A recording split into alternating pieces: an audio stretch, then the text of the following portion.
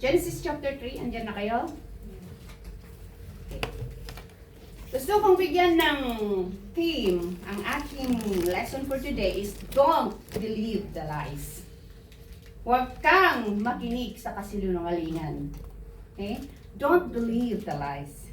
We are living in a time where there's more lies and deception. Nabubuhay po tayo sa panahon na mas marami na ang lies. At mas marami na ang deception na nangyayari sa mundong ibabaw. In John 8 verse 14, sabi niya doon, Satan is a liar and the father of all lies. 8:44. Tatagpuan mo yan na ang demonyo, si Satanas, ay isang, anong Tagalog ng liar?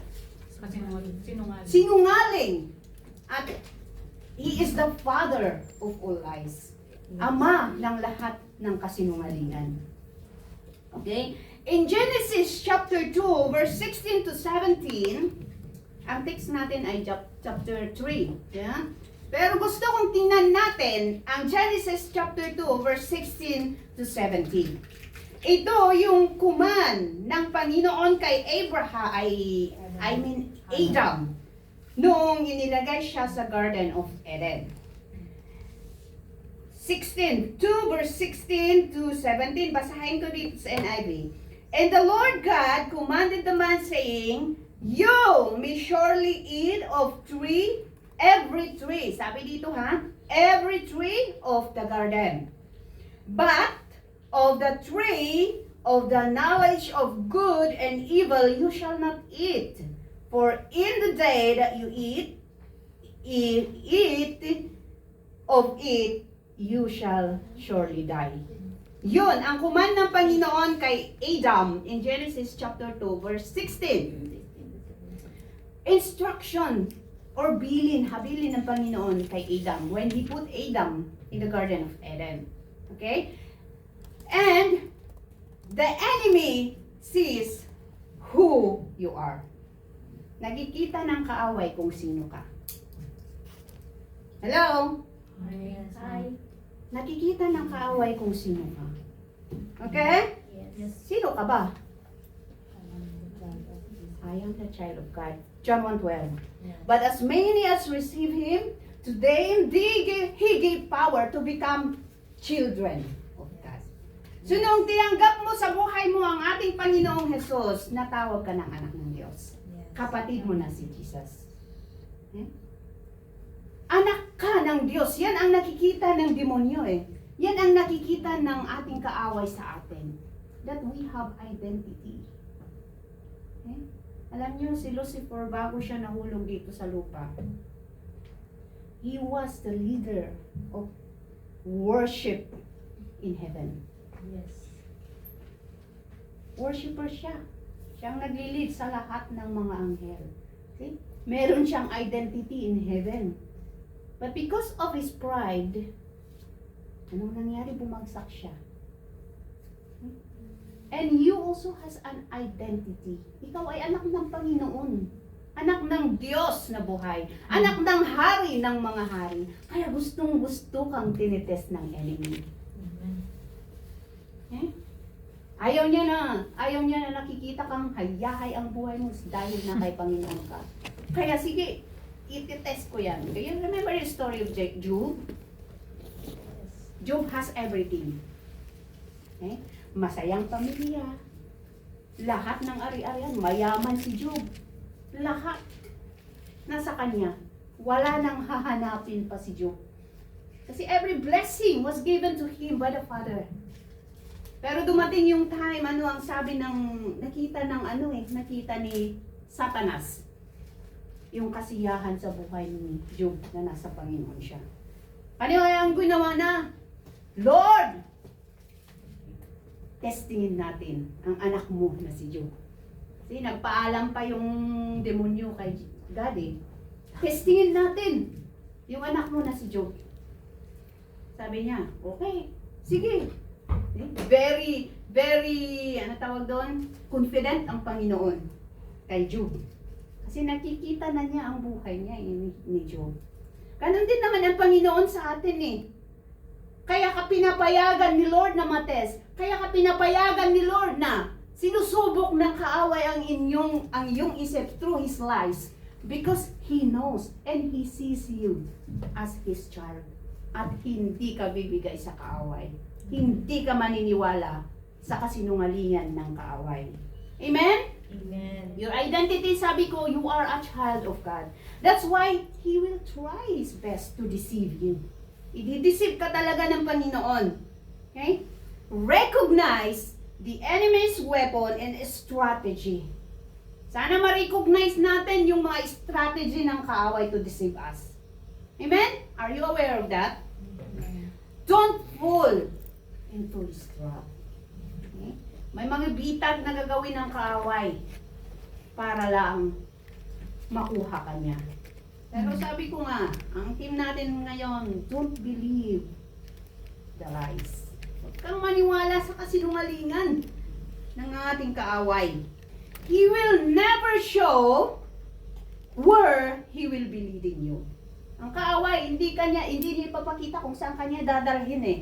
Ang gusto lang na iwala ka niya. At pag nasa ere ka na, bahala ka na dyan. Lumagapak ka. Ganda ng kaaway eh. Okay? In chapter 3, verses 1 to 3, basahin natin ito. Now, the serpent was more crafty than any other beast of the field that the Lord has made. He said to the woman, "Did God actually say you shall not eat any tree in the garden?"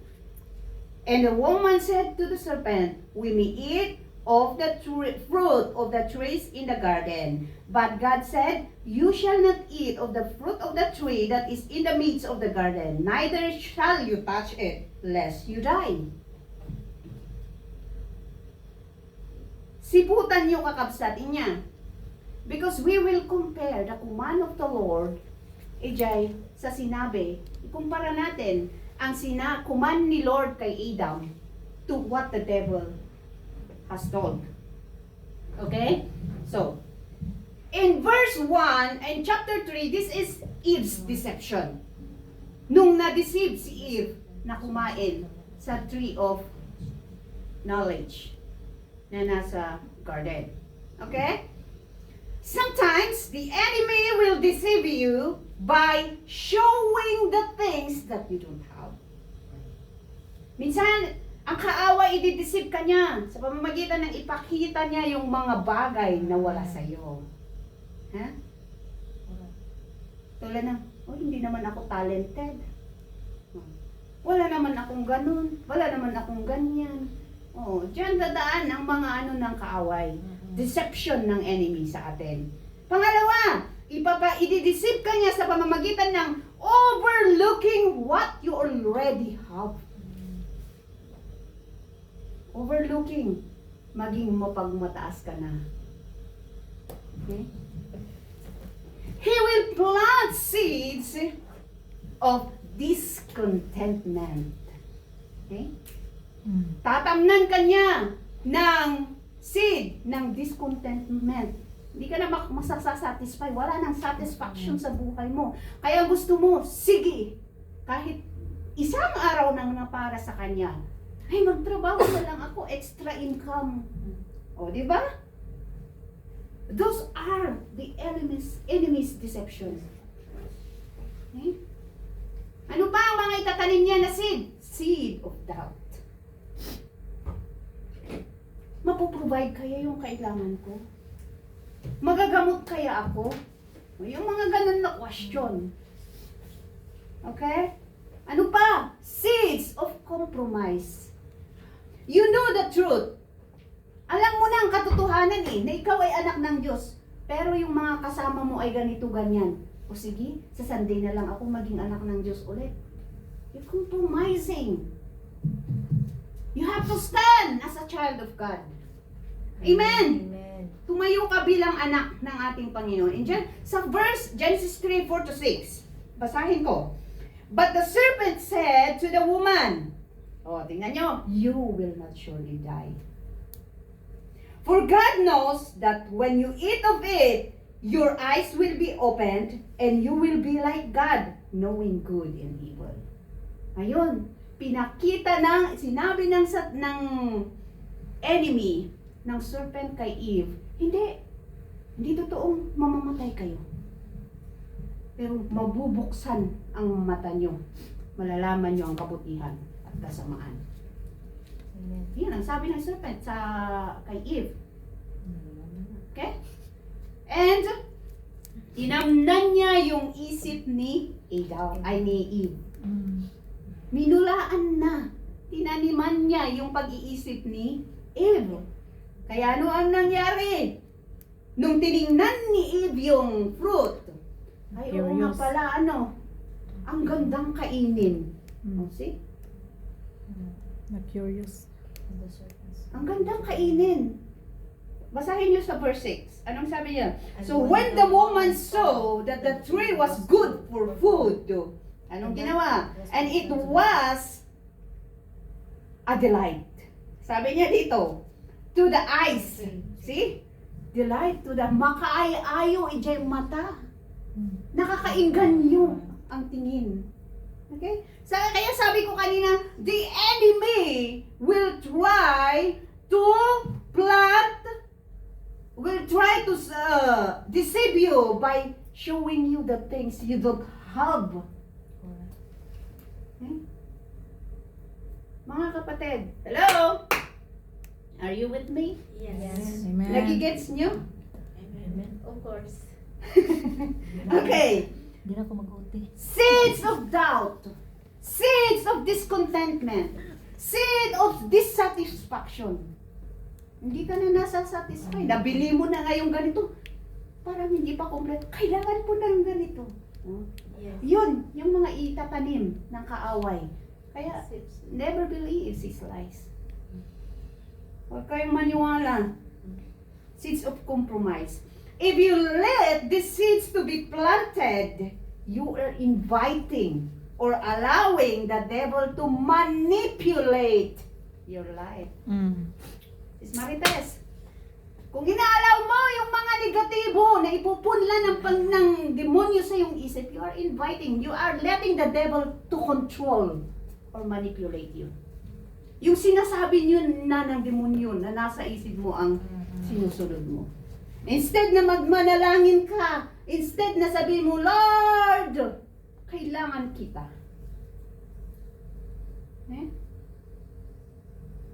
Then, you will listen to every lie. Kung inalaw mo ang isa lang na lie ng kaaway sa isip mo, yan, maniwala ka na, lahat na ng pumapasok, nagsisirculate sa isip mo, negatibo at kasinungalingan, deception. So what shall we do? Guard your minds. Amen! Amen. Amen. Guardahan mo ang isip mo, Proverbs 4:23. Nandiyan yan sa Proverbs 4:23. Be wise. Amen! Lahat sana ng mga anak ng Diyos wise. Amen. Matalino. Hallelujah! The beginning of wisdom is the positive side. Yes. Sabi, the beginning of wisdom is the positive side. Kung may katalinuhan ka, positibo yan. Okay? Honoring God by knowing and fearing Him properly. What is wisdom? Wisdom is honoring God and knowing Him, fearing Him properly. At ang sabi sa Proverbs 1:7, the fear of the Lord is the beginning of wisdom. Yes. Hindi fear, matakot ka, hindi. Fear is reverent. Fear na may honor. Okay? Yan ang simula ng wisdom sa buhay natin. Knowing the truth is not enough, mga kapatid. Hindi po sapat na at alam natin na magbasa ng Bible, na alam natin yung binabasa natin na tayo ay anak ng Diyos. Hindi po sapat yon. Okay? Knowing the truth is not enough. We must keep ourselves from losing or corrupting the truth. Gwardiyahan natin ang ating mga sarili. Nang sa ganun, yung katotohanan na ating nalaman ay hindi mawawala at hindi makukurat. Hindi mahaluan ng kasinungalingan. Amen! Be careful! Matatagpuan yan sa Proverbs 3 verse 1 to 3. Basahin nyo na lang. Be careful of what you put on your minds. Amen! Yes. Amen. Be careful of what you put on your minds. Sabi ko nga noon, ang ating mind is like a computer. It will absorb every data. Yes. Okay? Pero make sure of the data that you are allowing to be stored in your minds are the truth. Hindi kasinungalingan. Amen. Because whatever idea you let into your mind, it will end up controlling you. Sabi ko kanina, how you act. Tama naman, di ba? Kung ang iniisip mo ay problema, pati trato mo sa ibang tao, Affected. naapektuhan dahil sa problema mo. So you have to be careful. We have. Feed your minds with the truth and the promises of God. Amen. Pakainin mo yung isip mo lang ng mga katotohanan. Na yung mga katotohanan na yon ay yung mga pangako ng Diyos sa buhay mo. In John 8:32, sabi niya, know the truth and the truth will set you free. Okay? Ano ba yung truth na sinasabi niya dito? John 14:6, Jesus answered, I am the way, the truth, and the life. Yun po ang katotohanan. Na ang ating Panginoong Jesus ang katotohanan. Siya lamang ang tanging daan. At kung manampalataya ka sa Kanya, maranasan mo ang buhay na walang hanggan. He alone. Siya lamang ang katotohanan, mga kapatid. Ano yung sinabi niya dito nga? Na set you free. The truth will set you free. From sin. Ang katotohanan na si Jesus ay isiset free kanya mula sa kasalanan. And only Jesus did that, mga kapatid. Si Jesus lamang po ang nakagawa niyan. Jesus himself told this that He is the truth. Sa John 14:6, si Jesus mismo ang nagsalita nito. Na Jesus answered, I am the way, the truth, and the life. Okay? And the truth is the Word of God, who is Jesus, who became flesh and dwelt among us. At ang katotohanan yun ay ang salita ng Panginoon na si Jesus. Sa pamamagitan ni Jesus, nabuhay siya bilang tao. He dwelt among us.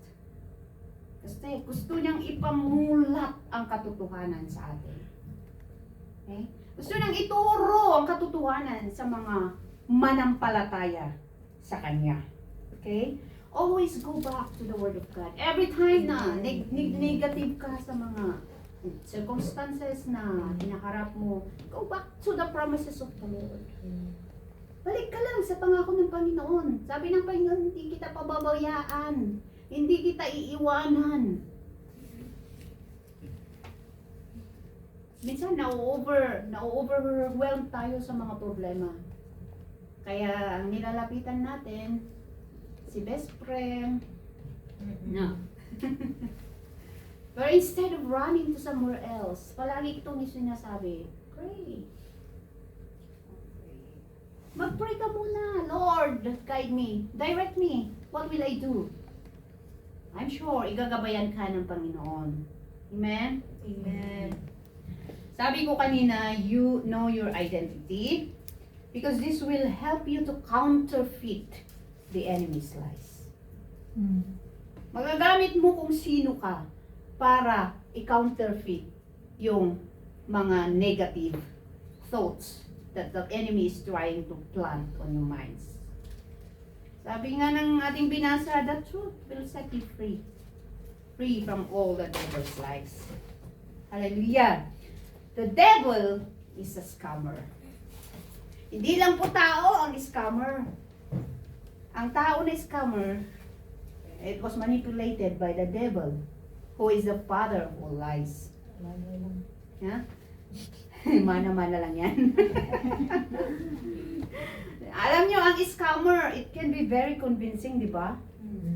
Talagang parang totoong-totoo yung mga offer nila sa iyo. But you have to be wise. Sabi ko nga kanina, we have to be wise. Okay? But you have the advantage if you have the Word of God in your life. Kahit kaano man katalino, yung scammer, the devil, to scam you, if you have the Word of God in your heart, hindi kanya malinlang. Okay? Ito ang advantage ng mga anak ng Diyos.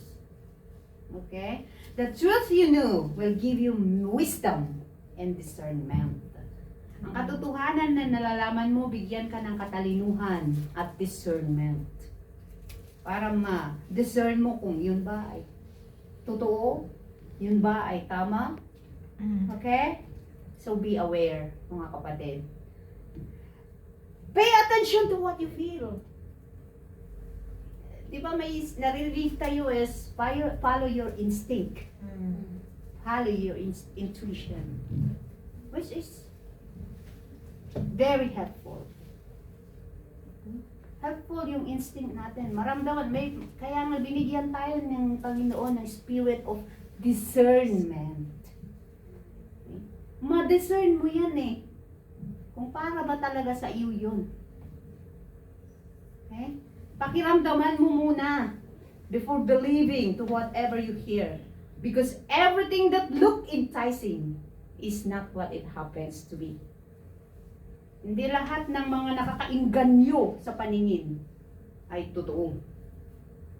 Katulad din ng, meron akong palaging naririnig, not everything that glitters is gold. No. Di ba? Ganon din ang deception ng enemy eh. Yun ang deception ng enemy. Pakitaan kaya ng gold. Yun pala, hindi yan gold. Sabi ko nga kanina, hindi niya ipapakita kung saan ka dadalhin ang kaaway. Kasi gusto niyang iwala ka sa katotohanan. Yun ang purpose niya eh. Kaya i-deceive ka niya para mawala ka sa katotohanan, ilagay ka sa nowhere. At bahala ka na sa buhay mo doon. Okay? Be not deceived to what the eyes can see. Amen. Amen. If you are praying for something, God will make a way. yeah, God will make a way, and you have to ask. If you are not sure, you have to ask for a sign. Manghingi ka ng senyal sa Panginoon. Sign kay God. If that really thing or the one that you are praying really is from Him. Galing sa Kanya. Okay? Ask God for a sign. God will give you a warning. Kung hindi para sa iyo yan, wawarningan ka ng Panginoon. Okay? So be sensitive when God warned you. Sa ating mga believer, if God warned us, let us be sensitive. Amen? Let us be aware. Kung tayo winawarningan ng Panginoon. Deception is all what the devil have. Deception ay yun lang ang pwedeng gawin ng kaaway. Satan can empower you, overpower you. Hindi ka poweran ng kaaway, hindi ka malalamangan ng demonyo. Pero, pwede ka niyang i-deceive at i-scam. Can you get my point? Yes. Amen. Mas malakas ka sa demonyo. Hindi niya kayang katapatan yung power mo. Because your power is from the Lord. Yes, amen. Pero, may pero mga kapatid, kaya kanyang i-scam at i-deceive. So watch out. Amen. Amen. One tactic of the devil to deceive you is to contradict the word of God. I-contradict niya yung salita ng Panginoon. Let's go back to Genesis chapter 2. Ano yung sabi ng Panginoon sa Genesis chapter 2? Ano yung sabi niya kay Adam? Ito yung bilin niya kay Adam, ha? And the Lord God commanded the man, saying, you may surely eat of every tree of the garden, but of the tree of the knowledge of good and evil you shall not eat. For in that day that you eat of it, you shall die. Ito ang command ng Panginoon kay Adam. Kay Adam niya sinabi yung command kasi wala pa si Eve that time. Okay? And in chapter 3, nandun na si Eve. Okay? Basahin natin ang salita ang sinabi ni Eve kay serpent. Start natin sa chapter 1. Now, the serpent was more crafty than any other beast of the field that the Lord God has made. He said to the woman, did God actually say, you shall not eat of any tree in the garden? Ano ang sabi niya doon? Totoo ba? Na, kinuman ng Panginoon sa iyo that you shall not eat any tree in the garden? Let's go back to the word of God in Genesis chapter 2. You may surely eat. Sabi ng Panginoon dito of every tree in the garden. Unang entrada pa lang ng kaaway dito sa chapter 3, sinungaling na. Kinukontradict na niya yung bilin ng Panginoon kay Adam. Kasi ano sabi niya dito? Totoo ba na sinabi ng Panginoon sa iyo na hindi kayo pwedeng kumain ng anumang prutas sa garden? O, yun ang entrada ng kaaway. So, let us be very, very careful mga kapatid. Isang word lang yan. Pero there's a big difference. Oh. Are you getting my point? Yes. Okay. Yun ang sabilin ng Diyos kay Adam. Basahin ulit, ituloy natin.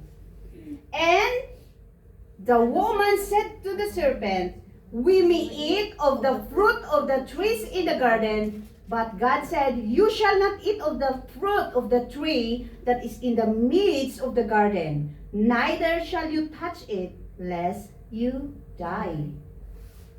Okay, may karugtong na ang sinabi ni Eva dito, ni Eve. Ano ang sabi ng Diyos sa chapter 2? You may eat every tree of the garden. But the knowledge of the tree of the knowledge of good and evil you shall not eat, for in that day surely you will die. Anong sinabi ni Eva? Sinabi niya dito na hindi namin kakainin at hahawakan. Dinagdagan na niya yung command ng Panginoon. See? Can you see the difference, mga kapatid? Yes. We must be aware every time we read our Bibles. Para hantay yung agbaling nga palso nga preachers. Para hindi tayo magiging, ano ba yung palso? Palso, hangos usto. Hindi totoo. Hindi totoo na. Okay? So, we must be very careful on what we are reading on our Bible. Ituloy ko mga kapatid. But the serpent said, ito yung naidagdag sa sinabi ng Panginoon, you shall not eat of the fruit of the tree that is in the midst of the garden, neither shall you touch, lest you die. But the serpent said to the woman, you will not surely die. Oh, see? It is contradicting to what the Lord had commanded to Adam. Because yan ang role ng kaaway to contradict the promise of the Lord, the command of the Lord. Kasi nga, gusto niyang may kasama siya. Okay? Sino ang hindi pwedeng i-deceive ng kaaway? Amen. Amen. Sino ang hindi pwede? Practically speaking. Hindi, sino ang hindi pwedeng i-deceive ng kaaway? Hello? Ang mga kasama niya. Bakit niya i-deceive? Kasama na niya. Kaya ang tinatarget na ay yung mga anak ng Diyos. Okay? Yung mga kapatid, let us be very, very careful. Sabi ko na naman. Paulit-ulit ang aking sinasabi.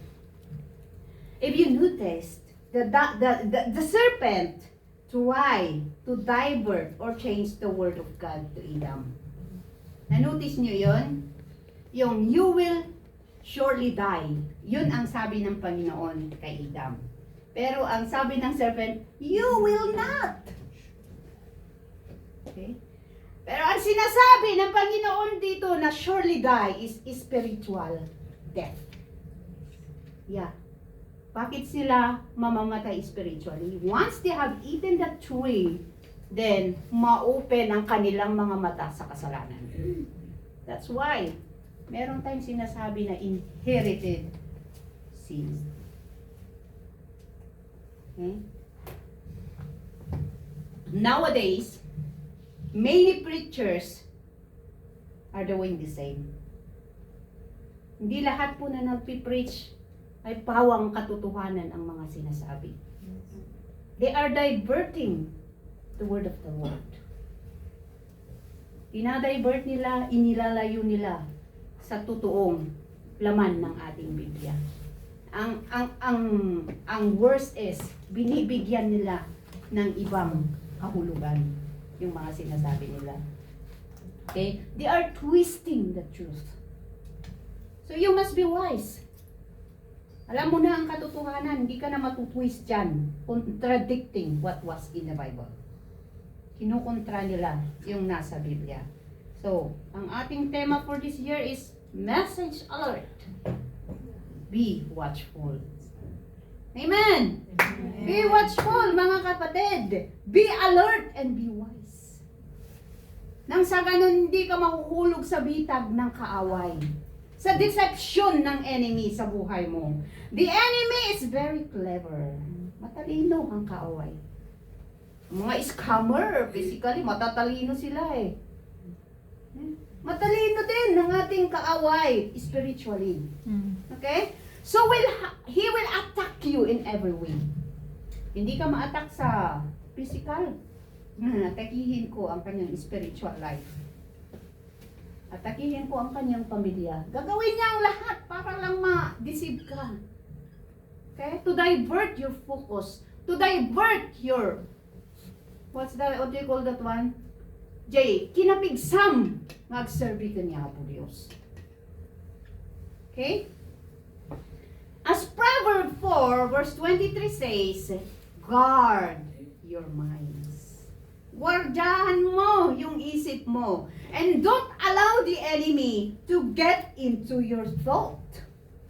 Yan. Kasi sinabi ko kanina, once na inalaw mo nga tikabuso na ang kaaway ay papasok sa isip mo, ayan, puro negatibo na yan. Asahan mo. Puro lies, kasinungalingan na ang maririnig mo. Puro deception na. Puro discontentment na. Okay? Once you have allowed the enemy to enter into your mind, have the mind of Christ. Amen! Amen. Maging mindset na sana tayo ni Christ. Eh, si Jesus Christ, anak ng Diyos. But the Bible says, nagkatawang tao. So, He was like us before, si Jesus, bago siya na-crucified. Okay? And spirit of discernment. In Matthew 4, verse 4 to 11, this is Jesus' temptation. After He fasted for 40 days and 40 nights, dinisib siya ng kaaway. Ano ang unang deception niya? Basahin natin, Matthew 4, 4 to 11.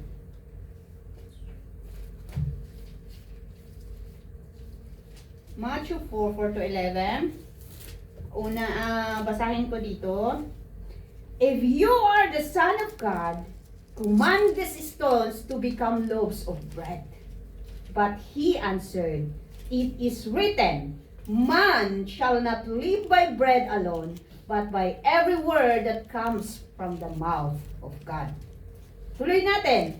Then the devil took him to the holy city and set him on the pinnacle of the temple and said to him, if you are the Son of God, throw yourself down, for it is written, he will command his angels concerning you, and on their hands they will bear you up, lest you strike your foot against a stone. Jesus said to him, again, it is written, you shall not put the Lord your God to test. Again, the devil took him in a very high mountain and showed him all the kingdoms of the world and their glory. And he said to him, all this I will give you, if you will fall down and worship me. Then Jesus said to him, begone, Satan, for it is written, you shall worship the Lord your God, and him only shall you serve. Kung mapapansin nyo dito, mga salita ng Panginoon ang ginamit ni Jesus to oppose or to counterfeit yung mga sinabi ng kaaway. Na ano ang sabi niya? Alam niya nagutom si Jesus eh. Ikaw pa naman mag-fasting. 40 days and 40 nights. Eh syempre, mahina na ang katawan. Kaya that time, sinubok, the devil tried him. Testing. Kung ikaw ang anak ng Diyos, sabi pa niya, gawin mong tinapay ang mga batong ito.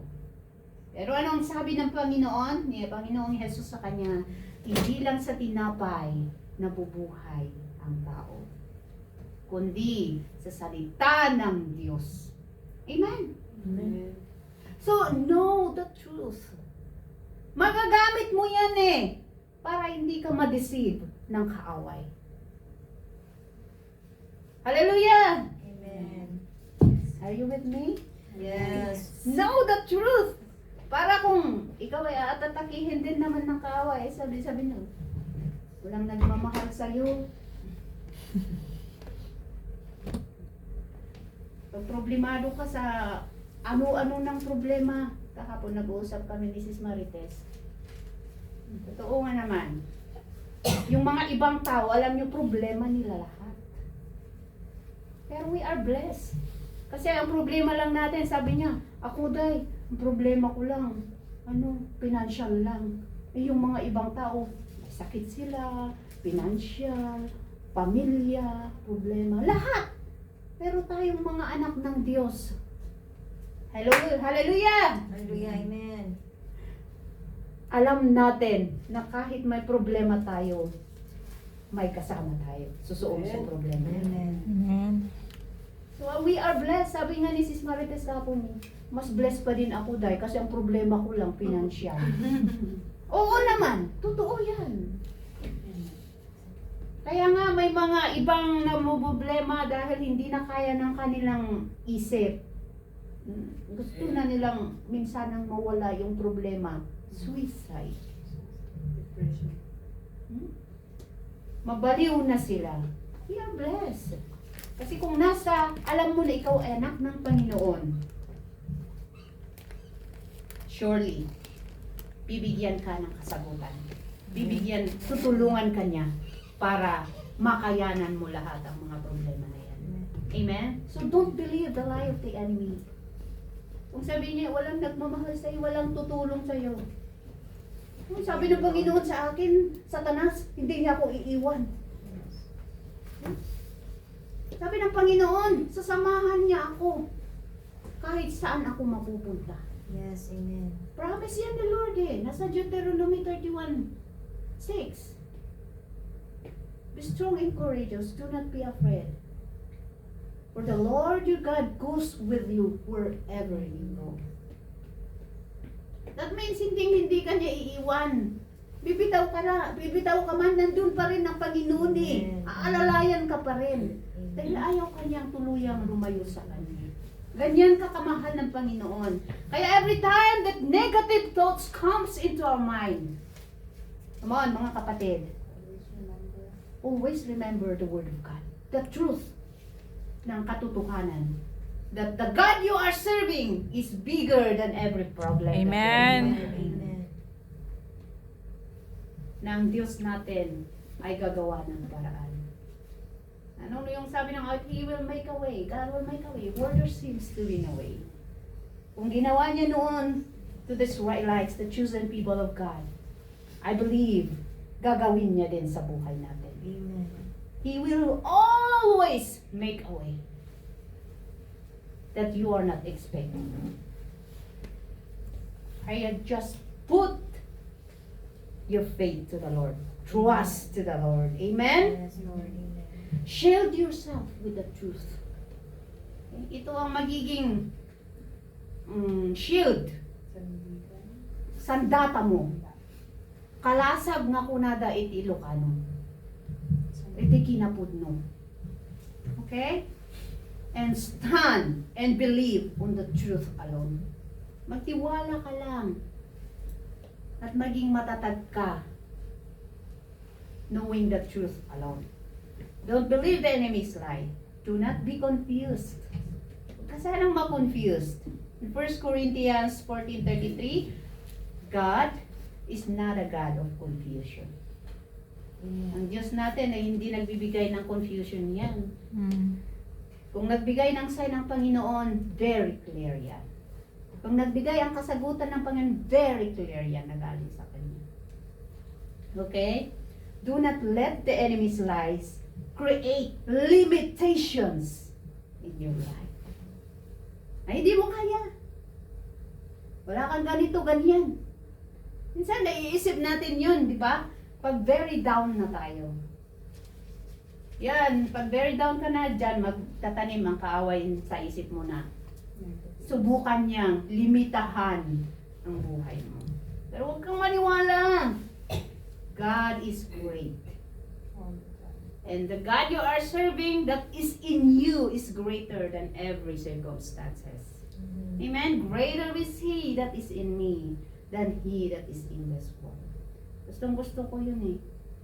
Kasi every time na nakaka-encounter ako ng mga negativity, yon, claim ko yon. Greater is He that is in me than he that is in this world. Palagi ko yung sinasabi, pag may mga problema akong nai-encounter, yun talaga ang pumapasok sa isip ko. Panghawakan natin yun. Kasi mas malaki ang ating Panginoon. Kaano man kabundok yung problema mo, don't let the enemy's lies to create limitations in your life. Amen? Amen. He cannot defeat you. And He cannot stop God's purpose in your life. Amen. Hindi niya pwedeng i-stop yung purpose ng Panginoon sa buhay mo. Hindi ka niya madi-defeat. But if you open your gates and allow Him to get in, that's the moment that you invited Him. So katulad ng sinabi ko kanina, guard your minds. Don't try to open it to negativity. Amen. Amen. Huwag mong subukang i-allow na makapasok ang mga lies ng kaaway sa buhay mo. Because if you let it to come, then deception will start to be planted in your minds. Lahat ng mga katotohanan na nalalaman mo, makukuburan na yan ng deception ng kaaway. Mag-start na dyan yung negatives, compromise, okay? Mag-self-pity ka na. Ha? That is the enemy's work to scam and deceive you. Sabi ko nga kanina, yun ang trabaho ng kaaway. In our lowest moment, the enemy will feed our minds with lies. Pag alam niya na nasa mahina tayong kalagayan, papasok dyan ang kaaway para pakainin yung isip mo ng negative. Okay? But ano ang sabi sa 1 Peter 5:8-9? Dito ako magtatapos. Basahin natin 1 Peter 5, verse 8 to 9. Unang Pedro, basahin ko dito sa NIV, verse 8. Be sober-minded. Be watchful. Your adversary, the devil, prowls around like a roaring lion, seeking someone to devour. Resist him firm in your faith, knowing that the same kinds of suffering are being experienced by your brotherhood throughout the world. Amen? Ano ang sabi niya dito? Be sober-minded. Be alert. Sabi sa ibang translation, be alert. Okay? Pangalawa na sinabi niya, be watchful. Pagsipot ka. Huwag kang tutulog-tulog dyan. Hello? Amen. Amen. And the last thing na sinabi niya, resist the devil. Kaya mo yan. Amen. You can resist the devil. For greater is he that is in you. Hindi lang ikaw ang nagsasuffer, hindi lang ikaw ang natitest. Everyone has their own kind of suffering and testings.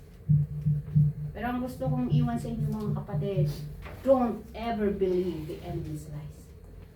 Huwag kang magtiwala sa kasinungalingan ng kaaway. Okay? Amen. Just believe the promises of the Lord. Amen? Amen. May natutunan ba tayo? Amen. Amen. Amen. So let us pray. Father in heaven, thank you so much.